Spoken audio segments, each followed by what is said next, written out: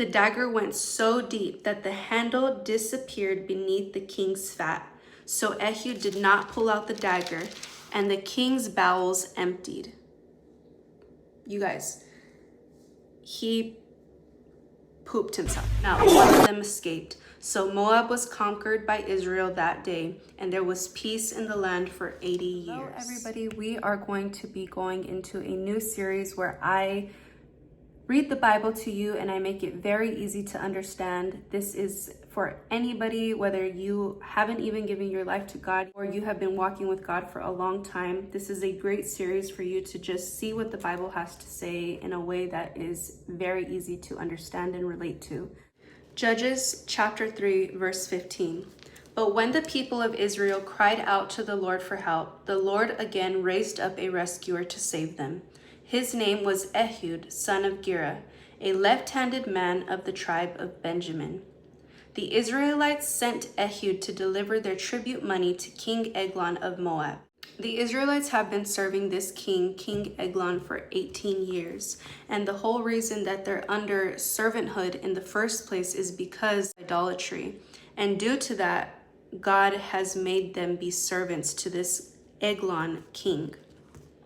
His name is Eglon. So Ehud is the man that God sent to save the people of Israel, to get them out of servanthood. So the Israelites sent Ehud to deliver their tribute money to King Eglon of Moab. So Ehud is going to deliver their payment that they are supposed to be giving regularly to King Eglon. So Ehud made a double-edged dagger that was about a foot long. So he made a spear, a knife of some sort, and he strapped it to his right thigh, keeping it hidden under his clothing.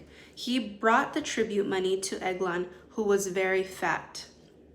Okay, let's catch up to speed. So this man, being left-handed, went to go see the king to give him the Israelites' money, the tribute money.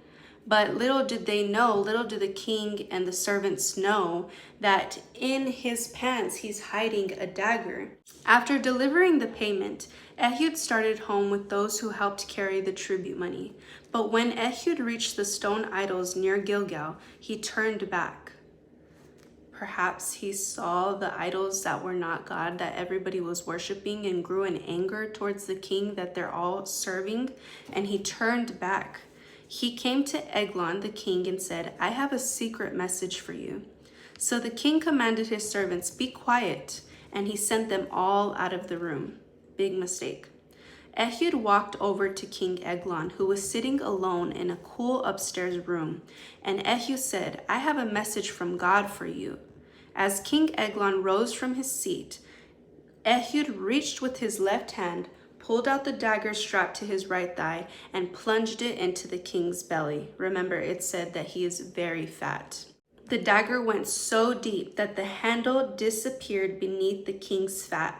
So Ehud did not pull out the dagger, and the king's bowels emptied. You guys, he pooped himself. Then Ehud closed and locked the doors of the room and escaped down the latrine. After Ehud was gone, the king's servants returned and found the doors to the upstairs room locked. They thought he might be using the latrine in the room, the king, so they waited. But when the king didn't come out after a long delay, they became concerned and got a key. And when they opened the doors, they found their master dead on the floor. And while the servants were waiting, Ehud escaped, passing the stone idols on his way to Seirah. When he arrived in the hill country of Ephraim, Ehud sounded a call to arms, and then he led a band of Israel down the hills. "Follow me," he said, "for the Lord has given you victory over Moab, your enemy." So they followed him, and the Israelites took control of the shallow crossings of the Jordan River across the Moab, preventing anyone from crossing. They attacked the Moabites and killed about 10,000 of their strongest and most able-bodied warriors. Not one of them escaped. So Moab was conquered by Israel that day, and there was peace in the land for 80 years. The idols that we struggle with nowadays are not made of stone and iron and bronze like back then.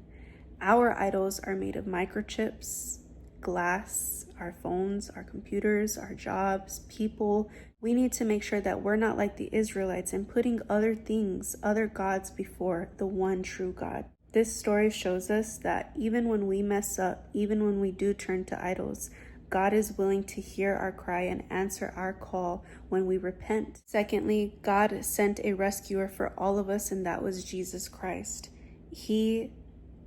Even when we mess up and we turn to idols and we put other things before Him, He still sends somebody to redeem us.